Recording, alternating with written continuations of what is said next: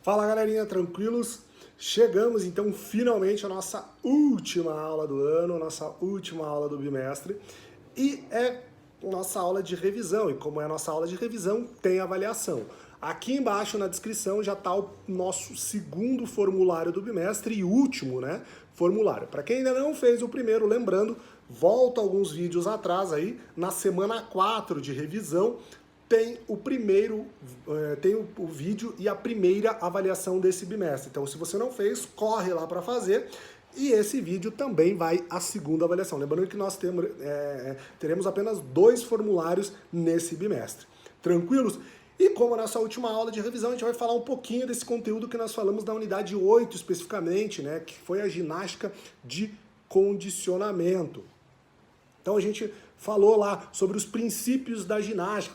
Quais são os princípios da ginástica? Lembrando que há alguns bimestres já nós estamos falando sobre qualidade de vida. E a ginástica é um dos movimentos quando a gente fala qualidade de vida. Ela tem como objetivo trabalhar todas as musculaturas do corpo, isso falando de uma forma não esportiva, tá? E sim apenas como uma atividade de relaxamento, uma atividade física propriamente dita, né? Que entra como a ginástica, como de atividade de condicionamento, que foi que a gente conversou. Então, primeiro, voltando lá, a atividade ginástica ela entra como uma atividade de relaxamento, uma atividade de lazer, que procura trazer um bem-estar para a saúde física, mental e emocional.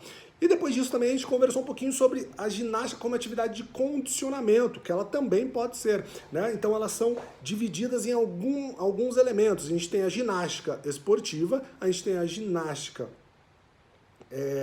de lazer, que seria a ginástica para todos, mais ou menos, e a ginástica de condicionamento. O que seria essa ginástica de condicionamento? Seriam essas atividades envolvidas no ambiente de academia, por exemplo, né?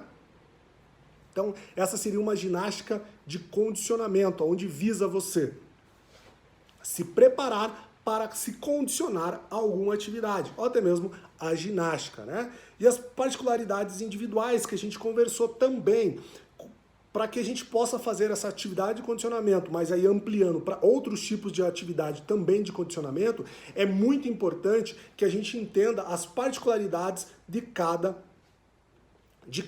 indivíduo. Ou seja, voltando lá ao exemplo que eu dei numa live para vocês, da Jade, que eu acabei usando a aluna, né? Uma aluna e a outra, para que o professor de educação física, lá, o treinador, o personal trainer, vá passar um treino para uma pessoa, ele não pode passar o mesmo treino para outra pessoa. Por quê? Ele tem que fazer uma avaliação de cada uma dessas pessoas, porque elas agem, elas são diferentes. Mesmo que elas tenham a mesma altura, o mesmo peso e etc., o organismo dela vai responder de uma forma diferente para cada estímulo que nós damos para o nosso corpo. Então, por isso que é muito importante a gente entender essas particularidades. A gente falou também sobre as atividades aeróbicas e anaeróbicas, né? Então, o que é isso? O que são atividades aeróbicas e o que são atividades anaeróbicas? Então, os exercícios físicos, eles podem ser divididos em 2 categorias, como eu já falei, criados por meio de observação e análise de diferentes critérios, né? Por exemplo, se observarmos o metabolismo energético utilizado, podemos dizer que existem exercícios aeróbicos e os exercícios anaeróbicos, ambos importam para que tenhamos uma vida saudável. Sim, que foi aquilo que eu falei agora há pouco. A gente fazer uma avaliação da pessoa que vai receber esse tipo de treinamento.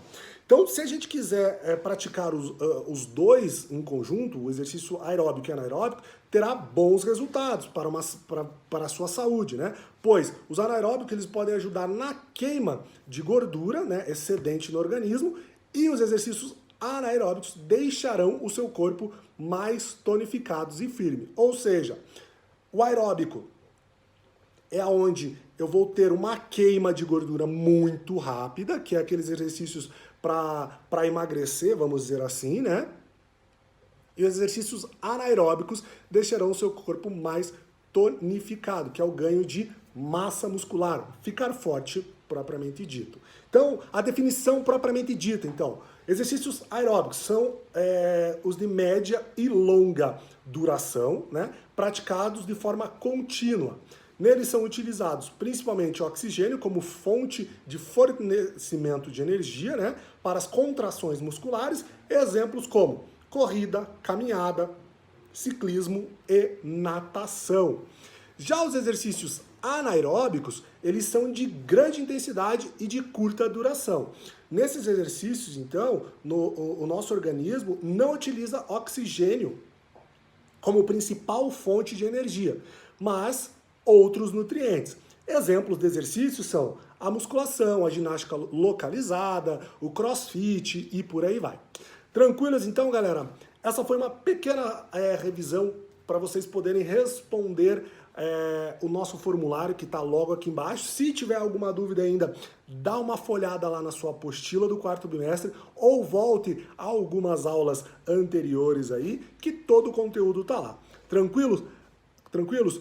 Antes da gente finalizar, eu gostaria de agradecer muito vocês por esse ano que nós tivemos. É um ano atípico e totalmente diferente, não foi fácil para vocês, para nós, professores, mas a gente conseguiu vencer mais essa etapa. Tranquilos? Então, espero que todos, eu sei que nós ainda vamos conversar, né? Mas quero desejar a todos boas festas, um bom final de ano, boas férias, aproveitem, descanse um pouquinho, desliga, né, do computador, por mais que a gente não possa sair tanto, mas desligar um pouco desse ritmo escolar.